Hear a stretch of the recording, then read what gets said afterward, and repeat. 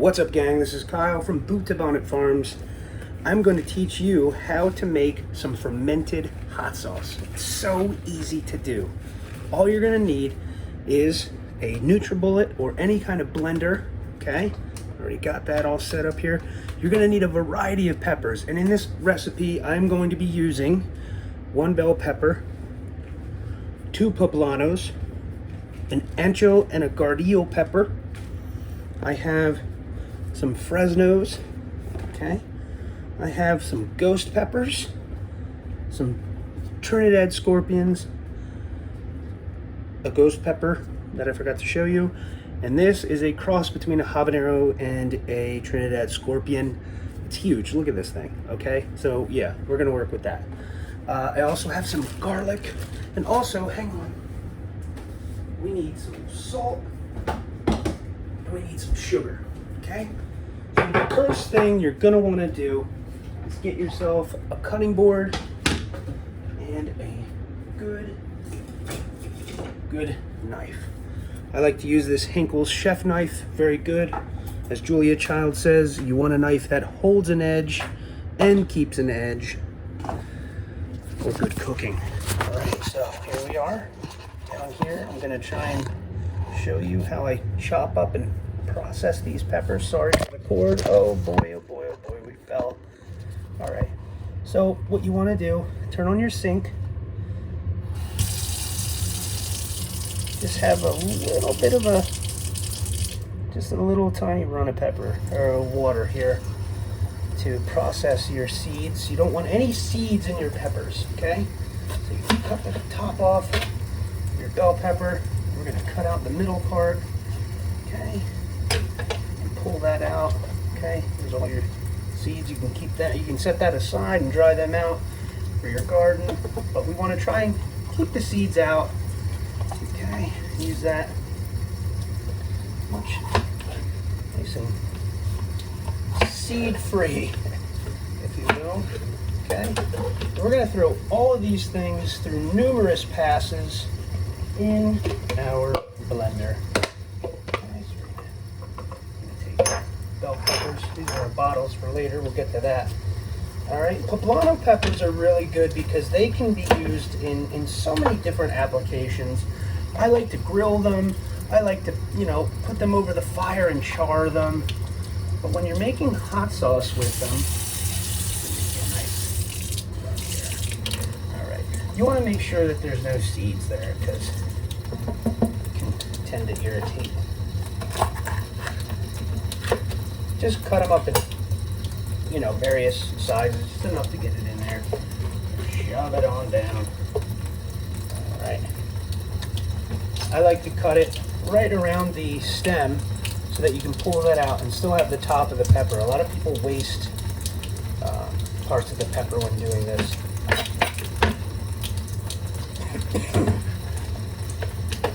See, just cut it like that so you have the membrane and the placenta with all the seeds, and you just pull it out. Give it a little quick rinse. And you virtually,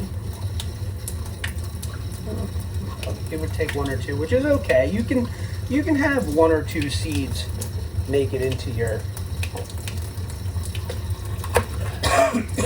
excuse me, into your hot sauce. But all right, now we got our base peppers, which is the poblano and the bell pepper. So I'm going to screw on my lid here. And pardon me for 1 second while I go ahead and grind this up behind you. Pardon the noise.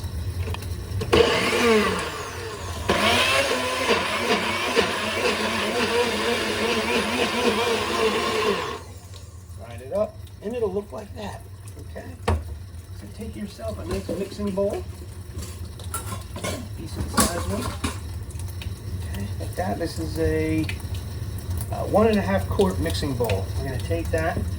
Add the contents of our chopped up pepper concoction into that bowl. All right, put the aside. Okay, take the rest of the peppers. Now our Fresnos. Fresnos are a medium heat pepper, a lot of flavor, a lot of seeds. So we're going to try and process them as quickly as possible for the sake of this video. And yes, I am saving the sink full of water to wash dishes with later. So that's what you want right there. Completely cleaned off Fresno pepper. Now, get that cleaned up. Put that in there. Now, if you want to reserve the seeds, you can put paper towels out and put the seeds on the paper towel. Just a little drizzle of water to save the peppers for growing. I happen to have a lot of seeds on reserve, so I'm going to set in that department. Okay, going here with de-seeding.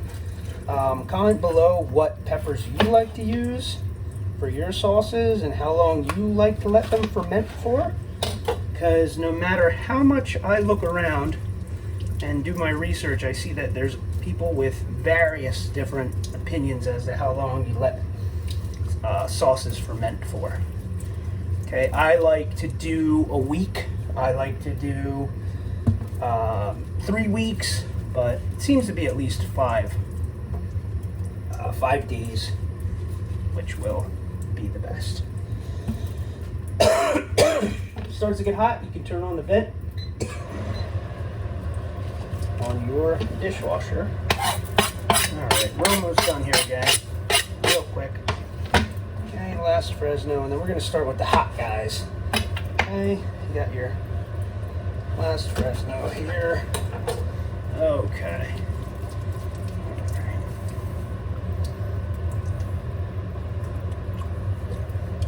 Good heat, good mild heat. A lot hotter than a jalapeno. Whew. Really good. And these are dried chilies. This is an ancho and a guajillo. These are usually used in Spanish dishes. I really enjoy them because of their smoky flavor, but they are very seedy. So if you do get them dried, I think I got these on Amazon. Make sure you clean the seeds out. See, we got all that. Give it a nice tear. Throw that in there. Guajillo, it's almost like a big raisin, really, this thing. Take out the core. See the core piece right here, the stem. Get that out of there. Pull that off. Okay, rinse that. Throw that in there. And then open it right up like a piece of leather, and there the seeds are at the bottom. And I dump those bad boys out. Rinse that whole thing off. Okay, now we're gonna take that same thing, just give it a nice little rip. Another rip. Okay, throw that right in your pepper pile. Now we're gonna mess with the heavy hitters. This is why you need gloves. All right, we're gonna start to de-seed the ghost peppers and the scorpion peppers. We'll start with the ghosts. Their seed pod and the placenta of the ghost pepper is at the top. Hang on 1 second.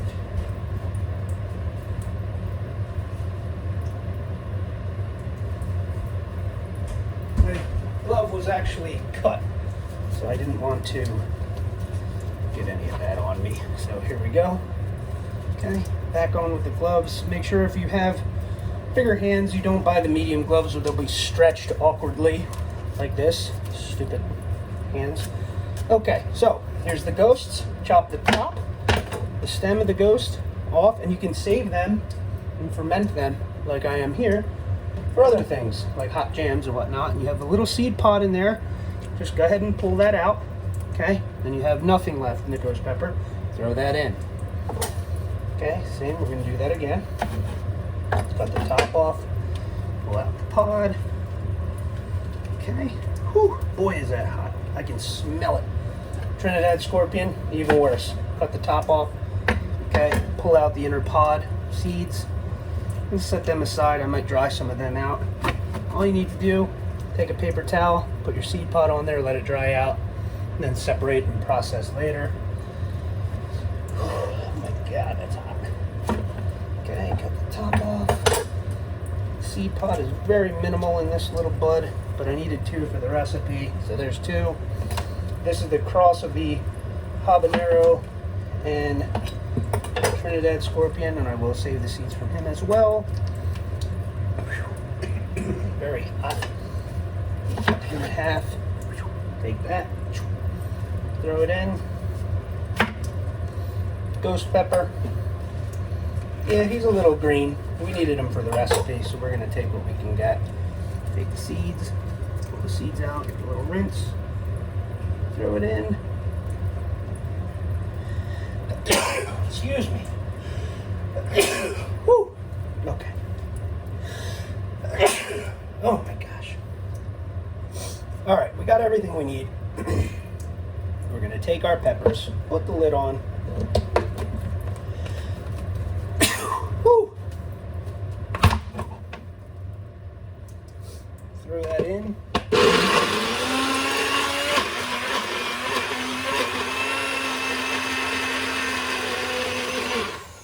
Magic bullet. All right. That's what that should look like. Oh boy, is that potent. Oh my goodness, I am going to throw the lid on that. Now that my sink is filled with seeds, we're going to process that out. Whew.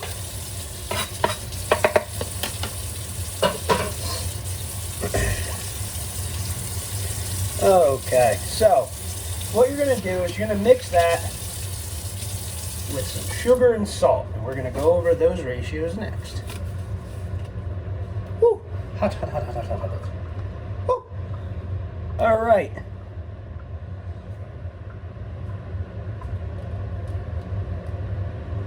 We are going to take our salt.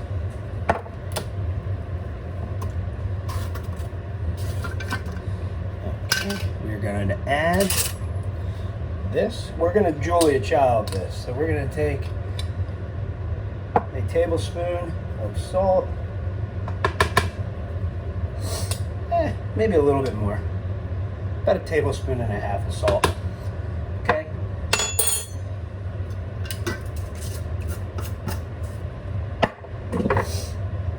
1 tablespoon of sugar. And I'm going to throw that in with the hot peppers. Here. Whew, hot. 1 tablespoon and a half or so. Yeah, about 2 tablespoons of sugar. And we're going to throw, actually to make this a little more interesting, we're going to take some fresh garlic. We're going to take about six or 8 cloves and chuck them in. Give that another nice grind. Yeah. Okay, ready? Sorry.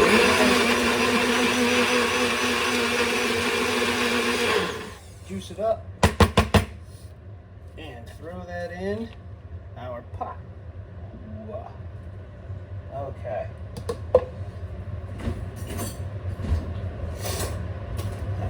Let's scoop that out a little bit.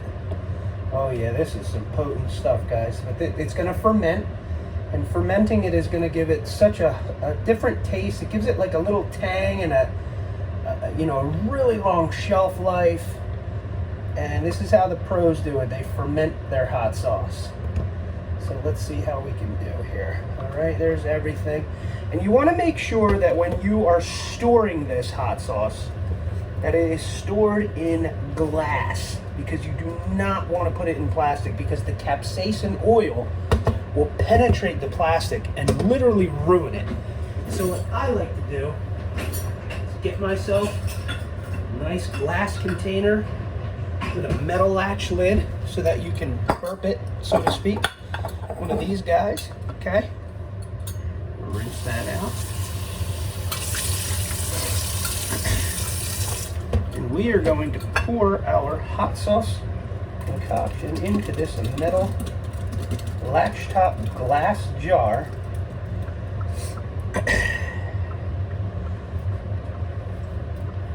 The salt, the sugar, the garlic, every single thing. Make sure you don't get any around the lid, because that'll start rot. Okay. And close your latch on the top. There you go. And let that sit for 1 week, burping it every day. This is what I have after 1 week of fermenting. I don't know if you can see in there, but we're going to mix that up and make some hot sauce and bottle it up. Okay, I'm gonna take that. It's got a tangy smell. You should see bubbles. It should smell almost like if you were to picture what pepper wine would smell like, almost. As obscure a thing that sounds like. But anyway, a week later, you will know that your hot sauce is ready just by smelling it. Okay, so we're gonna rinse off our little blender here, our NutriBullet. We're gonna take our fermented mix. It's really runny this time. If you notice, what we made is kind of pasty and solid. As it ferments, it's gonna break down and be more liquefied. So what I'm gonna do is I'm gonna take my fermented sauce from 1 week ago exactly. You can let it go for 3 weeks if you want. You can let it go for 2 weeks, whatever you feel comfortable. But generally 5 days to 3 weeks is okay. So let me scoop all that out for you guys here. Okay. Oh, got the lid closing on me there. Try and turn that. Oh, you can smell that tang is great. That fermented, bubbly. You're gonna see bubbles. You're gonna see white bubbles form, and that's good too. You want that. Certainly want that, because then you know that the fermentation process is working. And that's why people say, well, why add the sugar? What does the sugar do? I don't want a sweet sauce. Well, you're not going to get a very sweet sauce with just a couple tablespoons of sugar. It's actually going to aid in the fermentation. It's almost like how you make wine. You need sugar to, eat the alcohol, whatnot. So there's a fermented batch of hot sauce. And the thing is, it breaks down that capsaicin. So I could literally just breathe that in. It's strong, but it's not like killer right now, what I'm smelling from what we just made. And once that's all finished, we're going to take our NutriBullet. We're going to take some fresh apple cider vinegar, and we're going to take about a 1/4 cup. Yes, that's a duck, and that is my 1/4 cup measuring system. I'm going to take a 1/4 cup of some fresh apple cider vinegar. We're going to pour that in. Actually, maybe a little bit more than a 1/4 cup. All right, we're going to put the lid on the NutriBullet. Okay. We're going to grind that up to pure, like, liquid state. A couple minutes till everything's nice and broken down.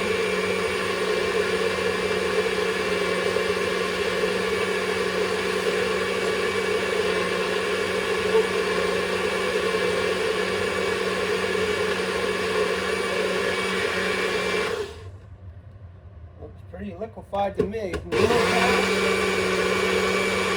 All right, here you have it. Look at that color. That is just beautiful color. There you have it. Ooh, release your pressure. You have beautiful fermented hot sauce. Now I went ahead on Amazon and I purchased a 24-pack of these glass hot sauce bottles. And I got a funnel. I'm going to pour some hot sauce in there, and you're going to be good to go.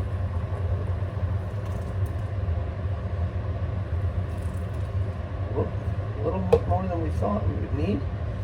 Hold on. Okay. Put our lid on.